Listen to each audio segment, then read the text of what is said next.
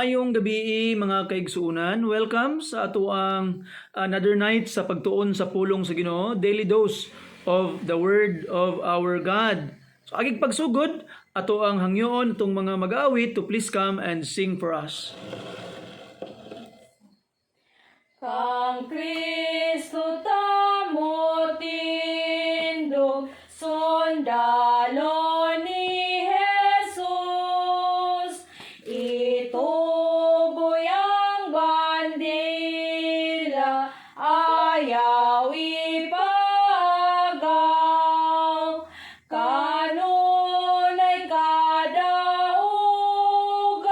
kung siyang magamando, mawag tang ang kaaway, ug magpangulo siya.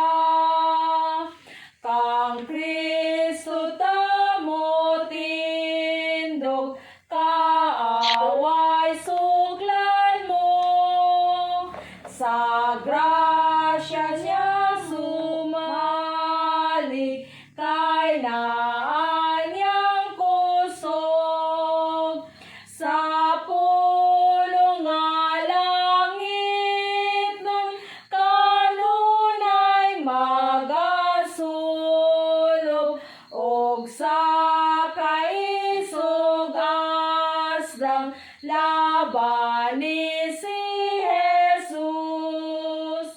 Kang Kristo tamo tindog, ang takna hapit na, gubaton tang kaaway, hangtod sa pagdaog.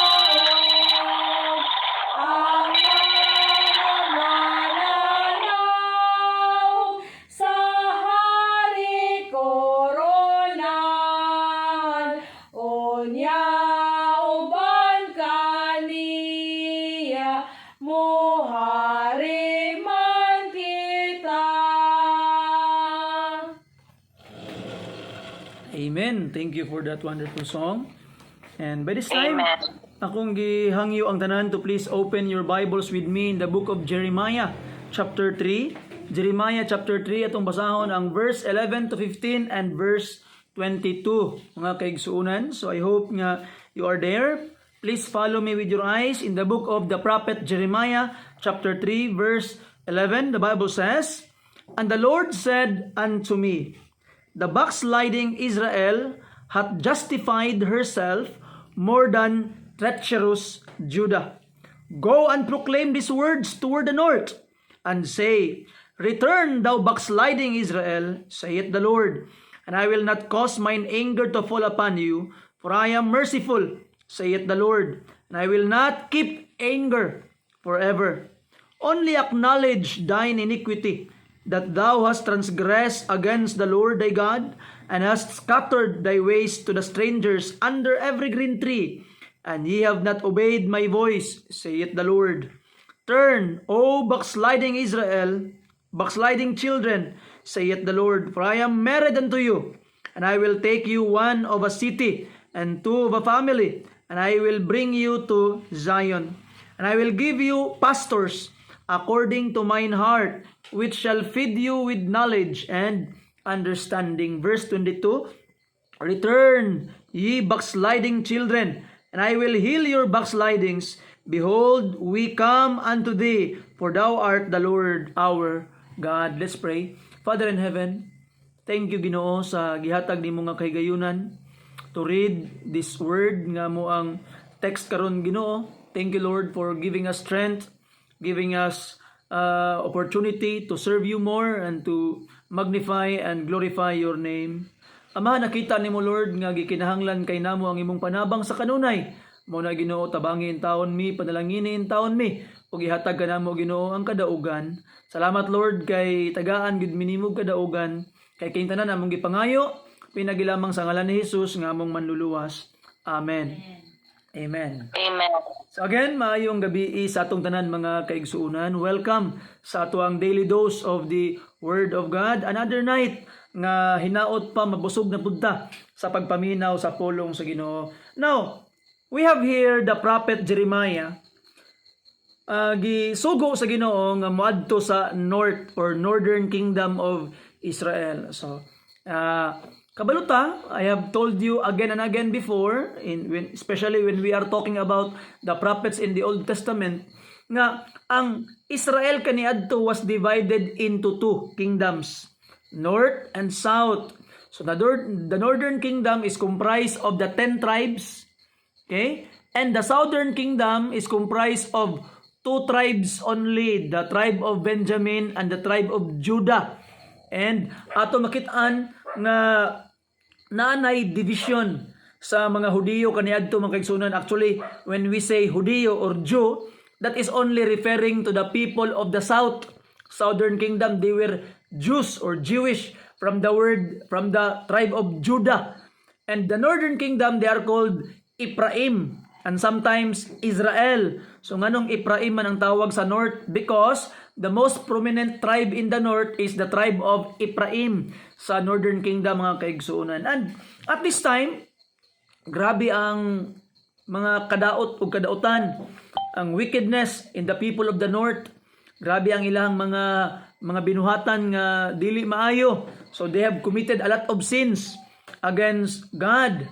And because of it, ang Ginoo gitugot niya that the 10 tribes in the north will be captured by the Assyrian Empire. Kung remember ninyo ang Nineveh, so muna siya ang capital of the Assyrian Empire mga kaigsuunan. Now, ato makita nga the northern kingdom is already captured by the Assyrian Empire. And ang Judah, the south, is nanay mga warning nga gihatag sa Ginoo sa iyaha para dili sila mo imitate sa mali nga gibuhat sa north, sa ilang sister country sa north. Dapat dili nila sundugon or tumanon usbon ang mali nga nabuhat na sa ilahang mga kaigsuunan sa northern kingdom. Mauna, in our text mga kaigsuunan, atong makitaan atras lang kagamay, naay comparison ang north ug ang south. They are referred as sisters. Magsuon sa Bible in our text. Kung tanawon nimo ang verse 7, the Bible says, "And I said, after she had done all these things, turn thou unto me, but she returned not, and her treacherous sister Judah saw it." So ato makitaan mga kaigsuunan nga God is saying in verse 7 that Israel, the sister, nihawa siya, nibiya siya, mura bitaog the parable of the prodigal sister. So mo ni nahitabo diri mga kaigsuunan. Israel, ang manghod, nilakaw karon siya, ni sibat karon siya, palayo sa Dios. And ang Ginoo nagsigtawag sa iya, balik, balik. Ayaw na buhata, return, return. But she returned not. And Judah, ang Judah, the sister of Israel, saw it, na witness niya ang tanan nga panghitabo mga kaigsuunan. Now, let us try to look at this na mixture of metaphor. So, the Bible do not mind mixture of metaphor. Tanawon nimo ang mixture of metaphor nga nasa Jeremiah chapter 3. Sometimes Israel and Judah are referred as sisters. Sometimes Israel and Judah are referred as wives of God. And sometimes Israel and Judah are referred as children of God. So, in short, they are family. So, usahay, gi-refer siya, describe siya as a wife, as a sister, or as a child. So, pero ato makitaan, all in all, bottom line, the children of Israel and Judah are family of God. Now, ato makitaan mga kaigsoon, because of the wickedness of the north, ingon sa verse 8, "And I saw, when for all the causes whereby backsliding Israel committed adultery, I had put her away, and given her a bill of divorce. Yet her treacherous sister Judah feared not, but went and played the harlot also." So, ato makitaan nga ang Ginoo, He filed a bill of divorcement sa Israel. Kay tungod sa ilang adultery, ang Ginoo gusto nag-separation. Kay mura na bitaw gigamit sa Ginoo ang metaphor as a wife, mura niya asawa ang northern kingdom, but ang Northern Kingdom nag-commit og adultery, meaning nagsimba og lahi nga mga Dios-Dios. So God wants to separate himself from them. So nakig-divorce ang Ginoo. And ato makitaan, the sister, which is Judah, nakitaan niya nga ang Ginoo nakig-divorce na sa Israel, wala sa nahadlok. Apan, instead of fearing nga dili niya buhaton ang gibuhat sa iyang igsuon nga mao ang Israel, she then played harlotry. You see, nag-engage gyapon siya sa gitawag nga idolatry, mga kaigsunan. Mao na, in our text, that in mind, as a background, in our text sa verse 11, and the Lord said unto me, the backsliding Israel hath justified herself more than the treacherous Judah. So, mura og mas grabe ang guilt sa Judah labaw sa Israel. So, the question is nga naman nga mas grabe ang guilt sa Judah labaw sa Israel. Atong gi-establish siya ganina. Why? Because ang Israel, siya ang unang nibiya. Siya ang unang nagpakasala. And ang Ginoo gisilutan siya. Judah saw it. Nakit-an sa Judah ang nahitabo sa Israel. Kung unsa kadautan ang nahitabo sa Israel, na witness niya. So meaning, ang Judah, mga kaigsunan, the Southern Kingdom, she already know kung unsa ang mahitabo sa nasod nga mobiya sa Dios. She already know that there will be grievous punishment if a nation will commit adultery in the form of idolatry. Pero bisan pag nakita na niya ang example sa Israel, gibuhat gihapon niya ang mali. Mauna, mas grabe ang iyang condemnation kay nakabalo na siya kung unsa ang iyang dangatan, nakabalo na siya nga mali, iya gihapon nga gibuhat. Mauna, mga kaigsunan, mas grabe ang condemnation sa Judah labaw sa Israel in this passage, mga kaigsunan. Now, what does it say about us? So, kung imong i-compare, ang Israel, grabe condemnation, pero mas grabe condemnation ang Judah, tungod kay nakit-an niya ang mga lessons nga dapat niyang ma-learn sa Israel, pero wala niya gi-apply sa iyang kinabuhi. Now, look at us karon, mga kaigsuunan.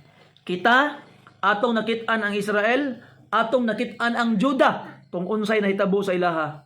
Sultian tika, if you will commit adultery today in the form of idolatry, di ba ang church, ang sitawag sa church, the bride of Christ. So kita, ang simbahan, we are the bride of Christ. O ang atong pamanhonon, si Jesus Christ. How can we commit adultery against Jesus Christ kung magsimba ta og mga Diyos-Diyos? Now, if we will worship other gods, even though we already know what happened to Judah and Israel, when they committed idolatry, mas grabe pod ang atong condemnation, mga kaigsunan. Mas grabe ang imuhang gitawag nga silot. Why? You know, nakita nimo. You see, we already have the example. If Judah had greater condemnation because they saw Israel, we too have greater condemnation if we commit adultery. Why? Because we saw Israel and Judah. So mga kaigsunan, I hope by the grace of God, kung nagunahon na kakaroon nga magsimbag Diyos-Diyos, ayaw na pagduha-duha og biya niya na, ayaw pagpalingla sa kaaway. Nganuman, mas grabe ang imong kondemnasyon, mas grabe ang imuhang kasakit nga magian. Tanawa ganiyang giingon sa Hebrews, mga kaigsunan. Kung tanaw nimo ang pulong sa Ginoo in the book of Hebrews chapter 10 in verse 28 and in verse 29, the Bible says, "He that despised Moses' law died without mercy under 2 or 3 witnesses. Of how much sorer punishment suppose he shall he be thought worthy, who hath trodden underfoot the Son of God, and hath counted the blood of the covenant wherewith he was sanctified an unholy thing, and hath despite unto the Spirit of grace." So atong makit-an, mga kaigsunan, verse 31, it is a fearful thing to fall into the hands of the living God. You see, We have already see Christ, ato nakitaan ang sakripisyo ni Jesus Christ mga kaigsunan, but still we commit adultery in the form of idolatry. We commit sin. So mga kaigsunan, I hope nga magduha-duha ka if you would try to do such grievous thing atubangan sa atong Ginoo. Kay the more you know, the more condemnation you will receive if you will not obey the gift of revelation nga gihatag sa Ginoo sa ato gikan sa iyang pulong. Now, continue ta pagbasa mga kaigsunan. Ang nakanindot lang karon, grabe ang gugmas Ginoo. Grabe ang gugmas Ginoo. Ngano man, di ba? Ang Israel, kung tanawon nimo manggod ang chapter 3, verse 1. Look at this, verse 1. Chapter 3, verse 1. They say, if a man put away his wife, and she go from him, and become another man's, shall he return unto her again? Shall not the land of greatly polluted, but thou hast played the harlot with many lovers, yet return again to me, saith the Lord. Kuya, uy, grabe ang Ginoo. Di ba? Unsa ang gihimong example sa Ginoo? Pananglitan karon na kuno'y bana nga iyang gibulagan ang iyang asawa. Unya ang iyang asawa, doon na lahi nga mga lalaki nga kauban. Doon na mga kabit. Ang pangutana karon, balikan pa ba sa iyang bana ang usa ka asawa nga nangabit? And ato makitaan mga kaigsunan, most of the answer will be lisod na kayo. Lisod na kay ibalik ang pagsalig. Yet, the Lord said to Israel na doon na lahing mga lovers, meaning lahi nga mga idols, lahi nga mga Diyos-Diyos. Yet the Lord said to Israel, return again to me, saith the Lord. Balik sa ako kay dawaton ta ka. You see? So ato makitaan mga kaigsunan, inana ka mapinasayloon ng Ginoo. We have committed idolatry. Ikaw og ako nakasimbat ang Diyos-Diyos. Nga naman, unsa may meaning sa Diyos-Diyos? Anything that takes the place of God. Imbis imong ludhan ang Ginoo, lahi ang imong giludhan. Imbis ang imong simbahon ang Ginoo, lahi ang imong gisimba. You see, imbis ang imong alagaran ang Ginoo, lahi ang imong gialagaran. Imbis ang oras nga imong ihatag sa Ginoo, gihatag nimo sa uban, and those things are your idols. And ato makitaan mga kaigsunan, those are your lovers. Pero ang anang Ginoo, return unto me. Balik na ako kay dawaton di ka. Tanawang verse 12, go and proclaim these words toward the north, and say, return thou backsliding Israel, saith the Lord, and I will not cause mine anger to fall upon you, for I am merciful, saith the Lord, and I will not keep anger forever. Wow. Think of it. Dili kanunay masuko ang Ginoo.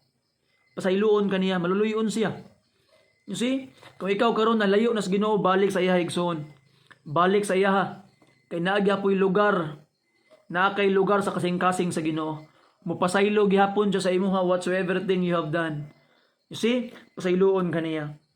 But naay catch, na kay angay buhaton. Kung mubalik ka sa Ginoo, na kay angay buhaton, sumala pa sa atong teksto. Verse 13. Only acknowledge thine iniquity, that thou hast transgressed against the Lord thy God, and hast scattered thy ways to the strangers under every green tree, and ye have not obeyed my voice, saith the Lord. So meaning, acknowledge your sin. Ayaw tagui imong sala. Ikumpisal ang imong sala sa Ginoo mga kaigsunan. Confess your sins toward God, and be forgiven. You see? Ayaw itago ang imong sala mga kaigsunan. Ikumpisal sa Ginoo. Okay? And ask prayer from the leaders of the church, from your pastor mga kaigsunan. You see? Ato makita, ask prayer from them nga pasayloon mo sa inyong mga sala. And you yourself ask forgiveness to God. Now, tanaw ni mga kaigsunan ang giingon sa book of Proverbs. Look at this.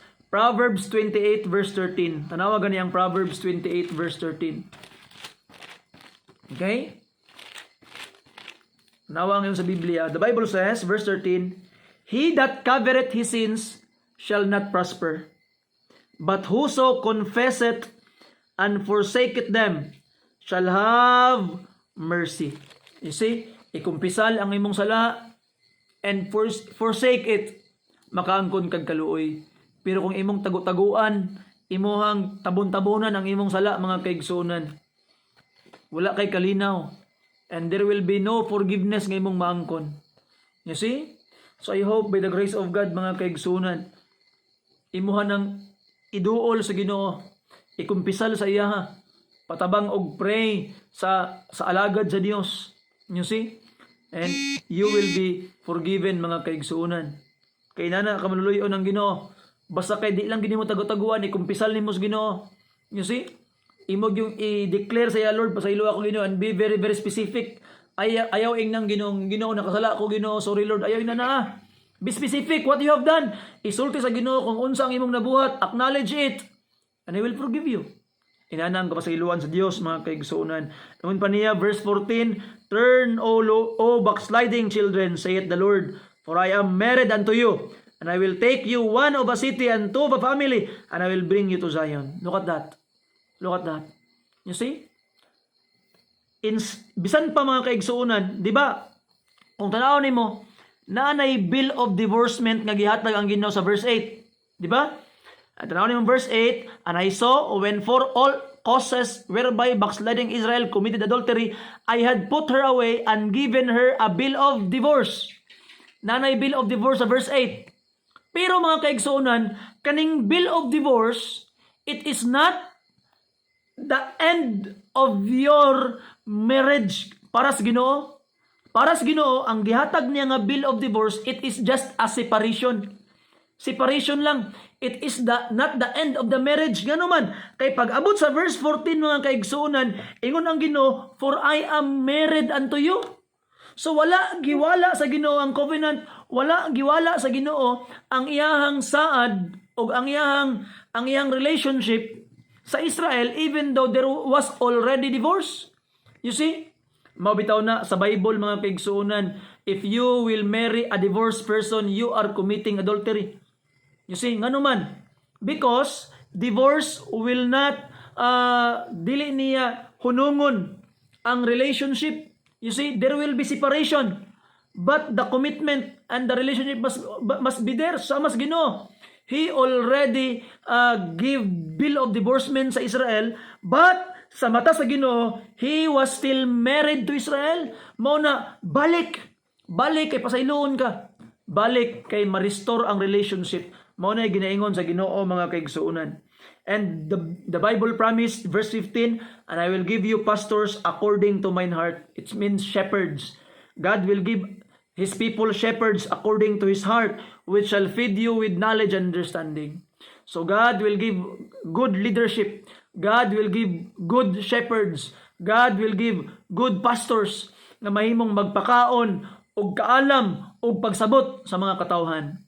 And we praise and thank the Lord mga kaigsuunan that there are still preachers and pastors nga naningkamot pa nagtuon sa pulong sa Ginoo og ihatag sa mga katawhan kung unsa gid ang giingon sa Biblia way lipod-lipod. You see? Kay nga naman kung imuhang tamun-tabunan ang giingon sa pulong sa Ginoo, nga naman para lang yun nga mo fit in sa palit, mahimong palatable sa mga tao karon, mawala ang gahom sa pulong sa Ginoo. You must offer and serve the word of God as it is. Just expound it. And God will bless. You see? Now in verse 22 mga kaigsuunan, the Bible says, ngun pang pulong sa Ginoo, return ye backsliding children, and I will what? Heal your backsliding. There will be healing. In God there is healing. Tanaw ni mga kaigsuunan. Every sickness that you have gotten sa imuhang idolatry, every curse nga imong naangkon sa imong pagsimbag Dios atong makitaan, limpyuhon sa Ginoo ug ayuhon sa Ginoo. He will heal your healing. He will heal your sickness mga kaigsunan. He will heal your backsliding. Di lang kanya pasayloon, tambalan pa kaniya. And look at this, behold, we come to thee, for thou art the Lord our God. I hope maana buta Ginoo, Lord, behold, we come to thee, kay ikaw among Dios, ikaw among alagaran. So balik nas Ginoo, wherever you are. Now, sometimes naay mali nga gakahitabo mga kaigsunan. Tanawa kay verse 1 sa chapter 4. Verse 1 chapter 4. The Bible says, if thou wilt return, O Israel, saith the Lord, return unto me. And if thou wilt put away thine abominations out of my sight, then shalt thou not remove. Now, yun ang Ginoo, return unto me. Sometimes ang mga tao, they will return to the church. They will return to the place nga where God put them. Pero mga kaigsunan, do not just return to church, return to God. Balik sa Ginoo.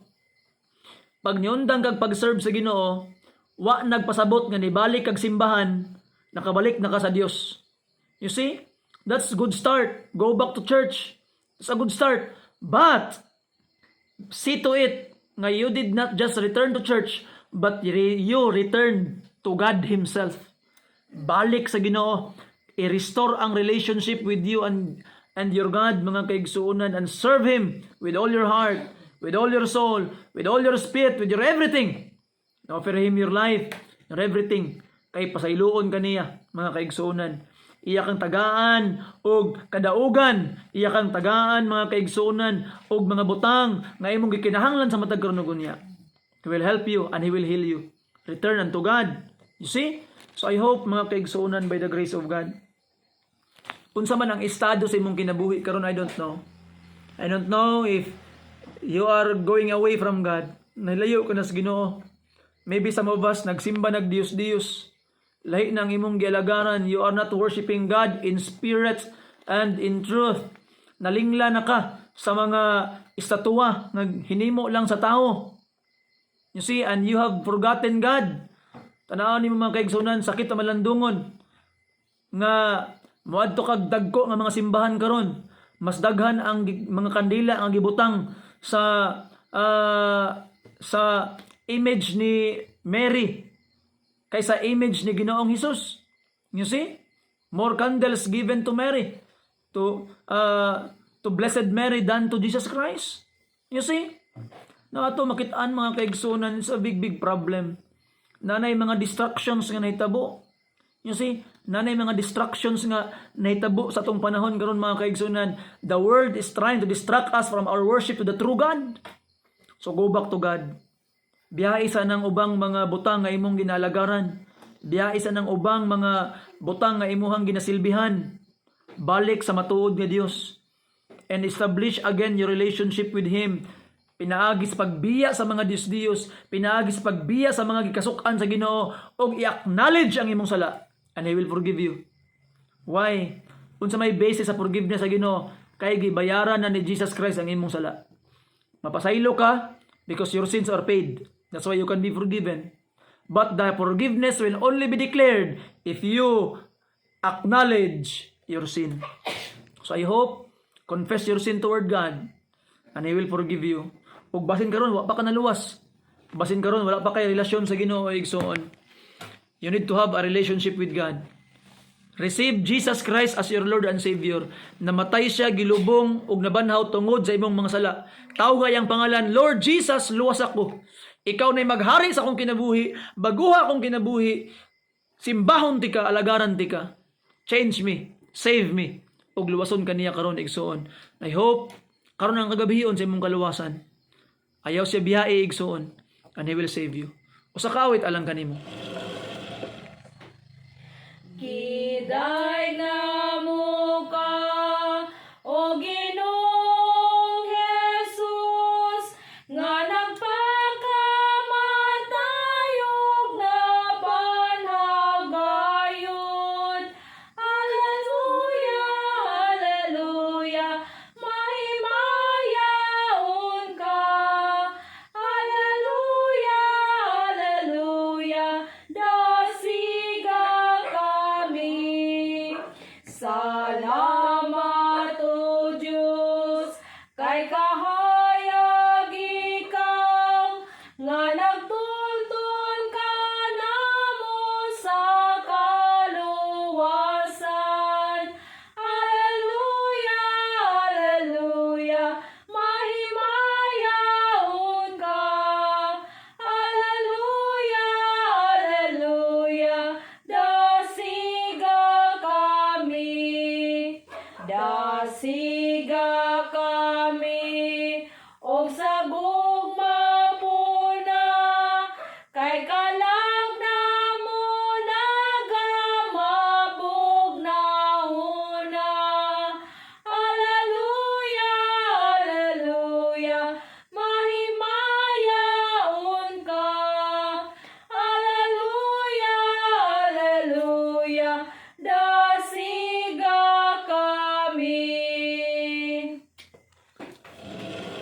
Amen. Thank you for that wonderful song. Mag-ambot ta mga kaigsunan. Let's pray. Father in heaven, thank you Lord sa imong kaayog, sa imong gugma lang kanamo. Continue to bless and empower each of us, Ginoo. Heal our backsliding samahan and restore our relationship, Ginoo, to the fullest diha kanimo, Ginoong Dios. Help us to see your goodness, help us to see your love, your grace, your mercy toward us, and help us to pass it on to people around us. Make us a blessing, Ginoo, as you bless us. Salamat, Amahan, sa mga katawhan who are with us tonight. Liguna ang matagusa, panalangin ang matagusa. Kinasayod ka, wa may mahimo kung wala ikaw. Thank you for the way you will empower us. The way you will give us grace. In Jesus' precious name, among gipangayo, o gipasalamatan kining tanan. Amen and amen. Salamat, og maayong gabi sa atong tanan. Amen. Salamat.